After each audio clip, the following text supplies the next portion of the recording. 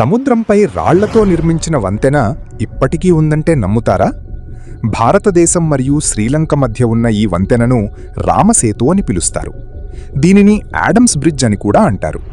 రామాయణం ప్రకారం శ్రీరాముడు లంకకు వెళ్లేందుకు ఈ వంతెనను నిర్మించాడని అందరి నమ్మకం.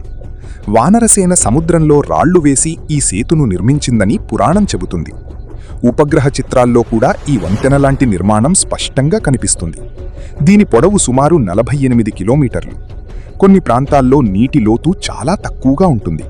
ఇది సహజంగా ఏర్పడిందా లేక మనుషులు నిర్మించారా అనే చర్చ ఇప్పటికీ కొనసాగుతోంది. శాస్త్రవేత్తలు దీనిపై ఎన్నో పరిశోధనలు చేస్తున్నారు.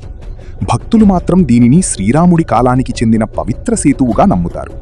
ఈ ప్రాంతం ప్రపంచవ్యాప్తంగా పర్యాటకులను ఆకర్షిస్తోంది.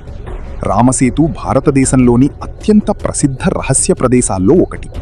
ఈ వంతెన నిర్మించి లంకకు వెళ్లి ఒక యుద్ధం చేసి సీతమ్మ తల్లిని కాపాడి తీసుకొచ్చిన విషయం అందరికీ తెలిసిందే. శ్రీరాముడు నిర్మించిన రామసేతు వంతెన నిజంగా చూశారా? మీ అభిప్రాయాన్ని కామెంట్లో చెప్పండి.